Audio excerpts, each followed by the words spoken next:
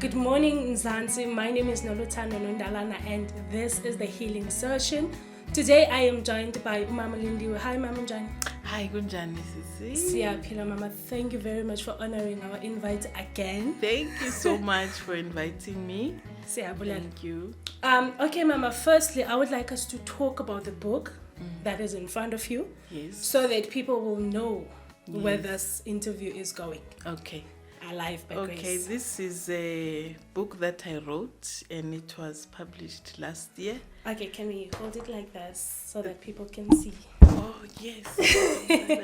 Okay, this is the book that I wrote last year. The name of the book is Alive by Grace. Okay. Yes, meaning that it's a true story of my life.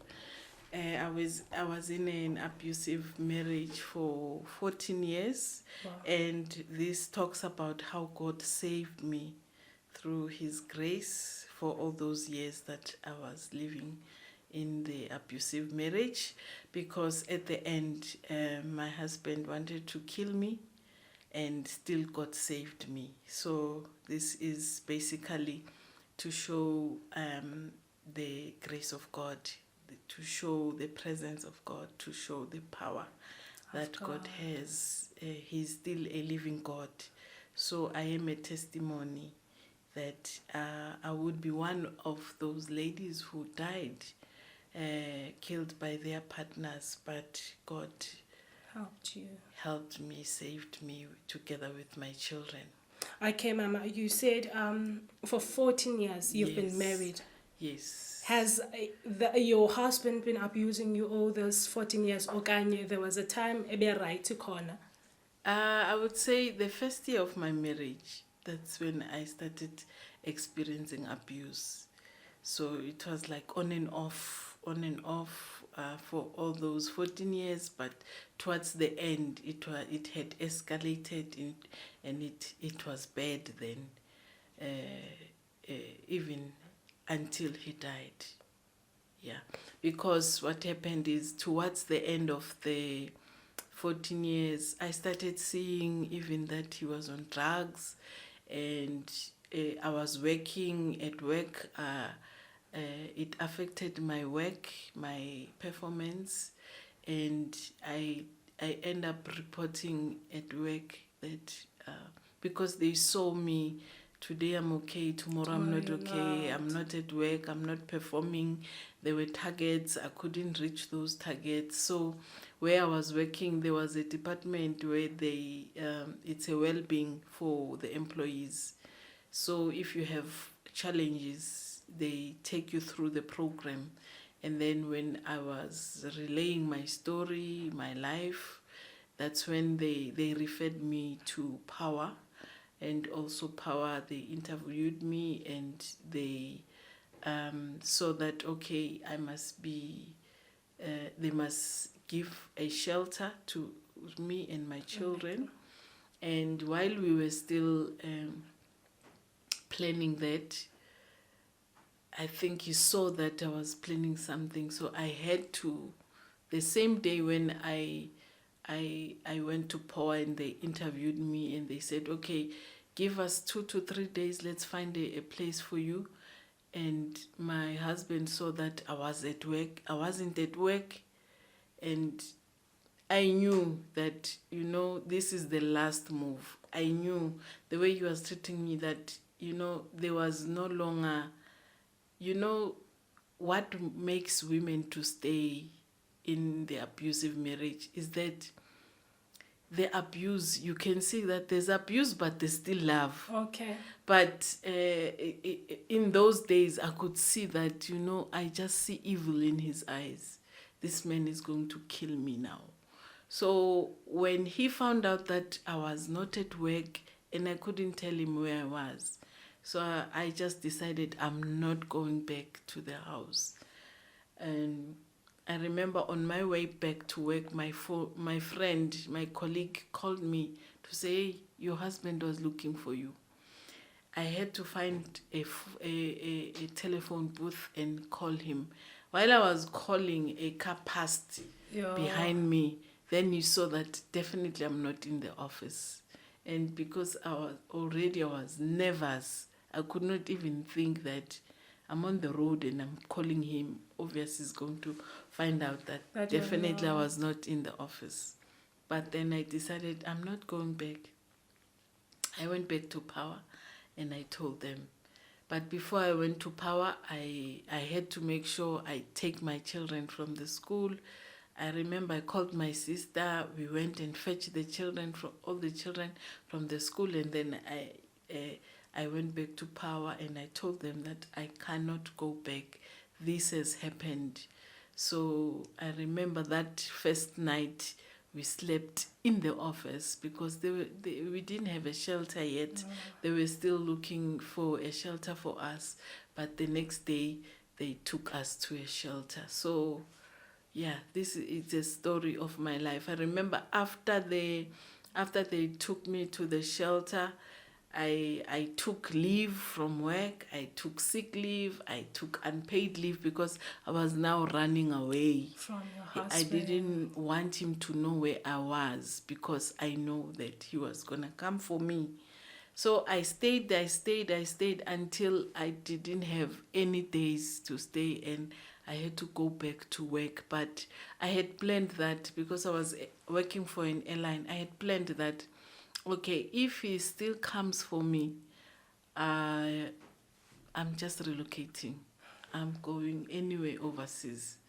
I will see, because I was living under threats. Like, there were times where I would go back home and then he will come and fetch me. He will say all the sorries and promise that he won't hit me again. He's going to change. But still, when I go back, it's the same story. So, obvious, I didn't want to involve my family, my parents anymore, because in the process, I would involve my parents, I would involve his parents, I remember I used to go to FAMSA, I used to go, like, anywhere where I thought you would find help, but I couldn't, because before I found out that he was on drugs, I could see that, man, this person, there's a problem, but I didn't know what was the problem. I was too young and naive to understand, but older people would say, man, doesn't he smoke or drink, this person? Because the stories, you could see that he's under the influence. Yes, but because, you know, when a person drinks alcohol, you will smell it. Okay, Mama, can you help me? Because you said something that you were young then. How young were you? Okay, I got married when I was 21. Okay. 21. So for me, like I say, abuse started in the first year of my marriage. How old was your husband? He was 23, 24. Yeah, okay. Yeah. He was 3 years older than me. Okay, and then when did you have your first child with him? First child, I was 20. Okay, yes. So you married after having a child. Yes. Oh, okay, ma'am. Can you take me through? I've been hearing people saying I've stayed because of my children. Mm-hmm. So in that essence, don't you ever feel that you are putting your children in danger if you say you are staying because of them? You know, when you get married, you have to listen to the elderly. Okay. Maybe of the family, or in the church, or, you know, the community. They always used to say, when there's problems, they will always say, no, hlalela abantwana bakho, you know, ukuthi bazokwazi ukukhulela ekhaya labo, bahlale nobaba wabo. For me, it's later that I saw that my children are suffering as well. Like when we had those fights, and then I ran away, I leave them with the father, and then I would try and come back maybe later after the fight, and I would see them that, you know, they were crying, or now they are disturbed, and sometimes they had to give me maybe a blanket, from the window so that Okay. I'm not cold at night. And there were times where he would hit them when they cry for me. So children, they get affected a lot. You know, it's a very wrong statement to say stay in your marriage because of your children, because they also go through the abuse. When I was finalizing the book writing, for the first time, the Holy Spirit told me that I made a big mistake by staying in that marriage. For 14 years. For 14 years, because of the question that you are asking me today, that the children get abused as well. They go through their own abuse. I think for them it becomes double now because they are worrying about you. Yes. And also they are affected by the abuse. And now they have to choose between the mother Yeah, and the father. Yes. And they can't choose. You are both their parents. They love you both, but now they are caught in between because they don't like what is happening. Okay, there are people who stay in relationships not knowing that they are physically or emotionally or even financially abused. Mm-hmm. Can you help me build, or can you describe your home at that era? Mm-hmm. Like, how was it from a loving husband to this abusive man? Mm-hmm. Okay, for me, as I say, abuse started very early, but it was on and off, on and off. So if I can describe, abuse comes in many ways: emotionally, physically, financially, economically, socially, and otherwise. So in my home, I experienced all of that, because when your husband say he loves you, but he will speak ill words to you, that is emotionally abuse. And if your husband is supposed to take care of you financially, and he has the money and he doesn't, that is financially abusing. If your husband refuses that you go to your family, you go to church, you meet up with your friends, he wants you to live an isolated life, that's socially abusing, So physically, we all know when your husband lift up a hand by slapping, by a face, by any kind of physically abusing, it's wrong. And whether it's emotionally or financially, it's abuse, and it affects you. It affects the children as well, because I remember in my case, and now I understand why that was happening, that you could see he have a stack of money, and there's needs in the house, children has needs at school, but he would refuse to do all those things. Any child, if they know they are in need, and you, whether you are a family member or the parent, you refuse, it hurts.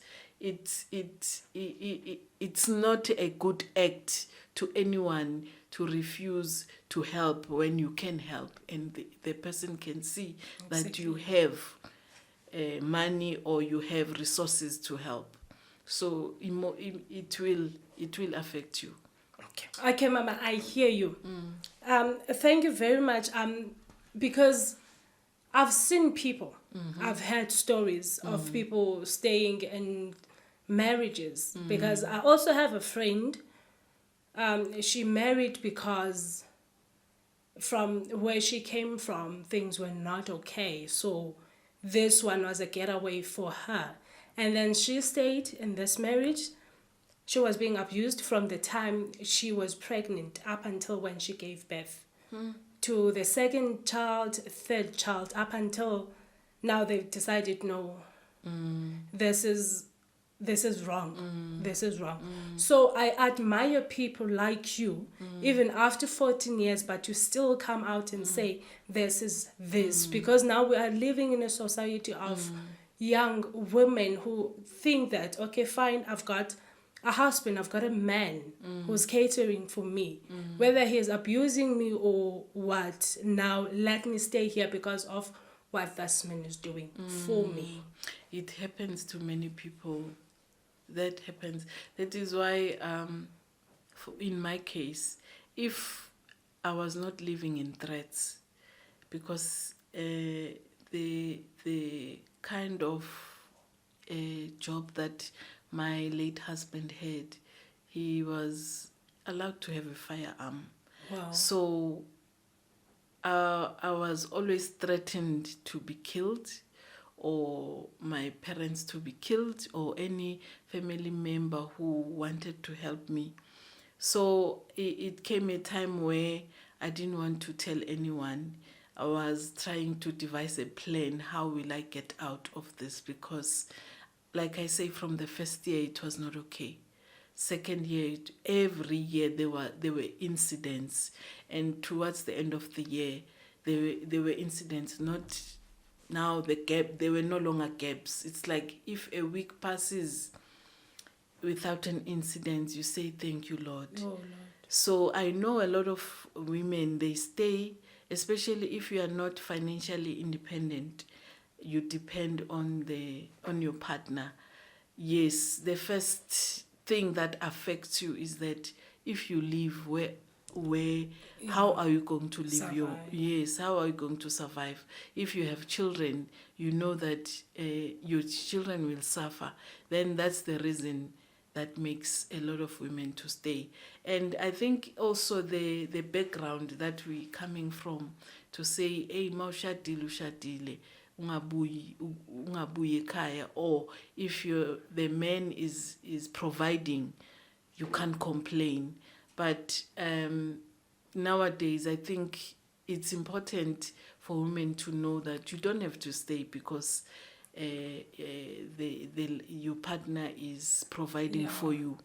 If he abuses you and you are forced to stay because it's still wrong, because he can still, if you have children, if you are married, he can still look after you while you have separated. Yes, exactly. So, and it's important for women as well not to depend on partners, because now we are caught up in between, because now you are thinking you won't survive. In my case, I was working, but still I couldn't go because I was scared of my life, and I was scared of my family. I was scared that he used to tell me how he's going to kill us. And because I knew he could do that, I was scared. Yes. That's the reason that made me to stay for so long. And remember, some husbands, they would kill the mother, yes, the children, yes, and then themselves. Yes, themselves. Yes, that's what was going to happen to us if I didn't run away. Because I could see now that, anytime is tea time. So at least at the end you decided to... Yes, I thank God for the help that I received from POWA and from all the people that were supporting me, because at least that used to make me strong. And the last day when I had to finally, decide, because my problem was I didn't want to go to any family members. I tried that. And it did not work. It did not work. I tried a lot of things. They did not work. So that's why I wanted a really getaway plan, knowing that nothing that will make me come back. Sorry. Can you take me through the process of POWA, so that if somebody is watching now and they also going through what you went through, take us through the process of POWA, like what happens, how do you join, how do you get in contact with them, things like that. The process is you call in my book there are numbers for POWA. You call them, and then it it's either they talk to you over the phone, or they make an appointment with you. You go there, you relate your story, they assess your story, they will give you advices, and if they see that your case is too strong and you are in danger, if you have children, they see that your children are in danger, like what we have discussed earlier on, that is it good for you to stay? To remain yes, okay. because your children will never be safe if the mother is suffering, even if it's a guy who is in an abusive relationship, the children still suffer. So after they assess and they see that you need to be protected, then they will find a place for you, okay. Depending how bad is the situation.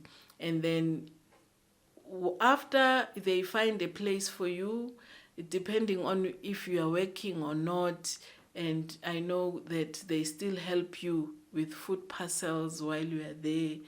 And the children, if you have children, they will find schools for the children. And yeah, there are rules that you must follow while you are staying there, because you must be safe. No one must know, because of your safety and the safety of other people who are also in the shelter, because we were sharing with other abused women too. But I think their program works very well, because I never worry about where are my children going to school. They found a school, they found transport, everything was taken care of. And while we are there, they do counseling for you, for the children. And if you need further assistance like work, there's programs that they do to help you with, let's say, learning skills. They do all that. Okay, ma'am. Lastly, can you help me help South Africa or whoever is watching to gather strength to come out of whatever situation they might be in? Help them the way that you were helped, or the way that you gather strength for yourself then. Okay, I would say to anyone who's listening or watching that never allow, the problem with abuse, it's so evil that it takes away your self-esteem. It's your willpower also. That is why you see people struggling coming out. So when you see you are struggling, find a person that you can talk to, that can help you, strengthen you, give you advice. You know that when you tell that person, he will encourage you. But the most important thing you must know, you cannot stay in an environment that takes out your self-worth. Once you start suffering with your self-esteem and you are scared and you can't take a decision, and we are in that, depression will come after that. And once you are depressed, suicidal follows. So it means you are not in the right environment. So you must try find someone. Go to pastors, they pray for you, because prayer helps. That's how I survived. I used to spend time with older women who will strengthen me, pray for me, give me good advices. So if you feel you are in that state, that is the first step, that you must analyze your life and see if can you stay. And if you can't, find help, find people that will strengthen you. And you must know that you mustn't stay because of a reason of what will people say? What will people say? My children, my family, because you are suffering alone. So do what makes you happy. And if that environment doesn't make you happy, then you must move. Find a place. If you have a supportive family, it's good. Your family can help you. If you have a supportive friend, it's good. Friends can help you. If you have a church that can help you, it's good. Go to the church where they can help you. And there is power. Even in the police stations, they can help you if you go and report a case. So there's no way that you can say there's no help. There is help. Neighbors, other neighbors can help you. So there is that one person that when you tell or when you seek help or there is help all over. In my book, I have put the addresses where you can call, where you can seek help, when you can get counseling. So help, especially these days, it's all over. Yeah. You can't say you can't take a step, you can't decide, you can't get help. So know that you are, God has given you your life to live it And own it. and own it. So you have a right to take a decision. If you feel that situation is not good for you, you have a right to live again. Because other people think, after, what will I do? You know. And also, you know, Mama, the biggest problem here is people keeping quiet. Because if your boyfriend or husband slaps you today and you keep quiet, tomorrow he comes and apologizes. The next day, he's going to do it again. And then he will come back and apologize. Who knows what that day he'll do? Yes, that is the worst thing about abuse. Because number one, it's evil. Number two, it will escalate. Exactly. Definitely. If he slaps you today, definitely he's going to slap you again. And the next time, it won't be a slap. And the next time, it won't be a slap. Like I say, it escalates. It depends on what he knows he's capable to do in your life.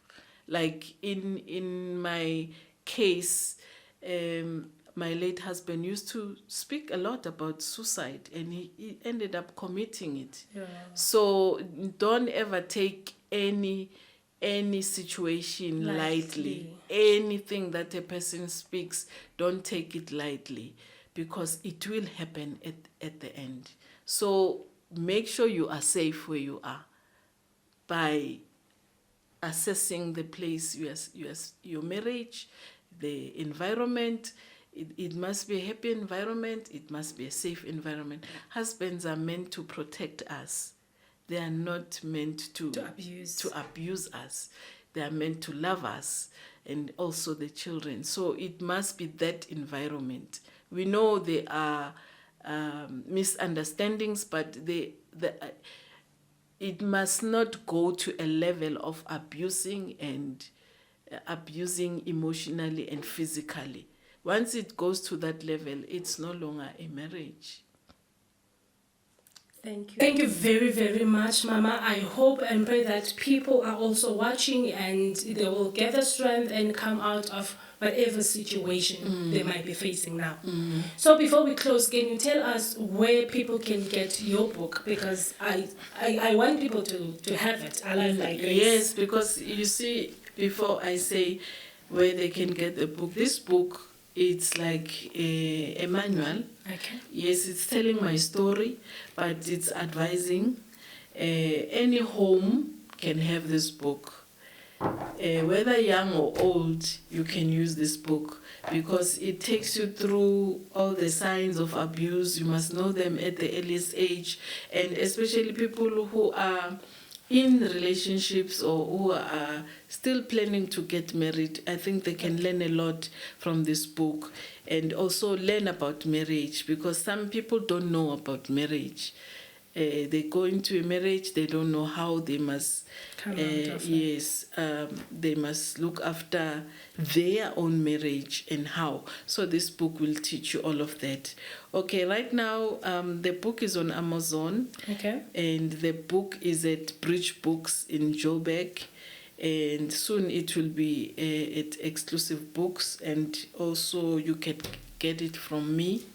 Oh, okay. I remember you have a Facebook page. Yes. Where people can... Yes, okay. Yes. My Facebook page is Alive by Grace.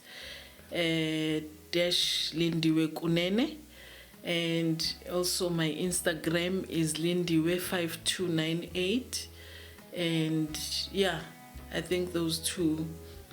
Okay. Those two, yes. And my number is 081-574-3741. Okay. Thank you very much. Thank you very much, Mama, for making it. Yeah, thank you. Thank you. Family and friends, if you have made it up until this time, with video, thank you. You are very loyal. Please like, share, and subscribe. Thank you very much.